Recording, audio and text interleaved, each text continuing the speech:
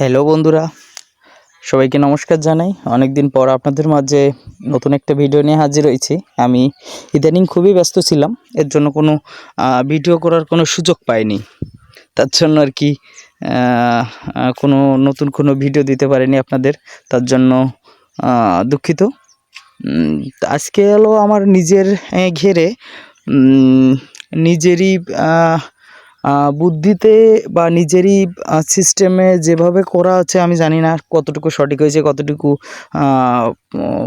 ঠিক হয়েছে। আপনারাই বলবেন যে আমার এই যে গাছগুলো আছে, এই গাছগুলো টমেটো গাছ বলে। এই পদ্ধতিতে আমি আগে কখনো টমেটোগুলো চাষ করিনি।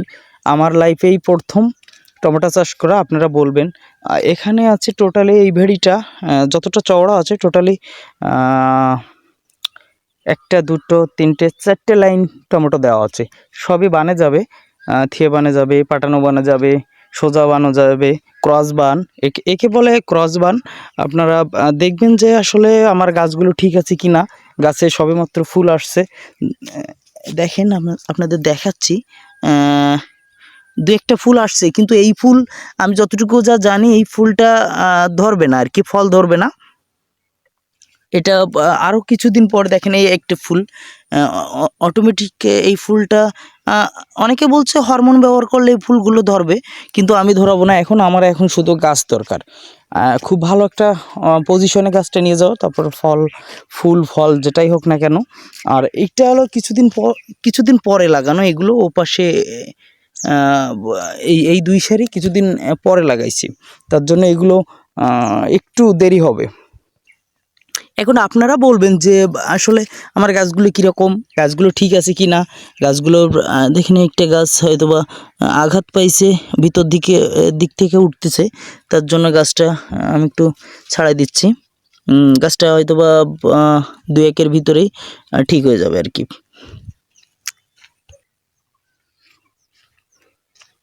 গাছে অল্প কিছুদিন বয়স, আমি জল দিতে পারছি না এর জন্য যে একটা ভাইরাসে আক্রান্ত হচ্ছে, খুবই খারাপ একটা ভাইরাস। প্রতিটা গাছই মারা যাচ্ছে। হঠাৎ করে আমারও কিছু গাছ মারা গেছে, 20-50টা গাছ মারা গেছে।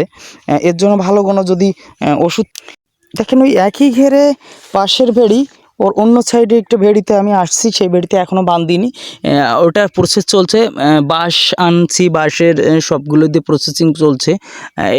এই গাছগুলো আপনারা একটু দেখেন, আমি আপনাদের দেখাতে চাই। টোটালি গাছগুলো কিন্তু হেলে পড়তেছে। কেন হেলে পড়তেছে? অনেক বড় বড় গাছ হয়ে গেছে, এর জন্য হেলে পড়তেছে। আপনারা গাছগুলো একটু দেখেন। আপনারা যদি এই পদ্ধতি করতে চান, হয়তোবা লাভজনক একটা ফসল। এই ফসলটা আপনারা যদি সঠিক সময় সঠিকভাবে যদি করতে চান, তাহলে আপনারা কিন্তু খুবই ভালো একটা ফলন পাবেন। এদের কিন্তু এখনও কোনো সার দেওয়া হয়নি, এক্ষেত্রে রাসায়নিক কোনো সার ব্যবহার করা হয়নি। এখানে শুধু জৈব সার ব্যবহার করা হয়েছে আর কিছু জীব সার ব্যবহার করা হয়েছে। টমেটো গাছগুলোর বয়স অনেক কম, সবেমাত্র হয়তো 15 থেকে 20 দিন হয়েছে, কিন্তু গাছগুলোর আমি ঠেকে রাখতে পারতেছি না। গাছগুলো এত সতেজ বা এত ভালো, তা বলে বোঝাতে পারবো না। টোটালি 4টে ঘেরে আমার টমেটো লাগানো, সবগুলো গাছেই ফুল আসছে। এই যেটা দেখাচ্ছে এটাও ফুল আসছে, কিন্তু এটাই 2-1 ভিতরে এটা বান্ধে কমপ্লিট করে ফেলাবো, তখন দেখাবো আর কি। ওকে, সবাই ভালো থাকেন, সুস্থ থাকেন।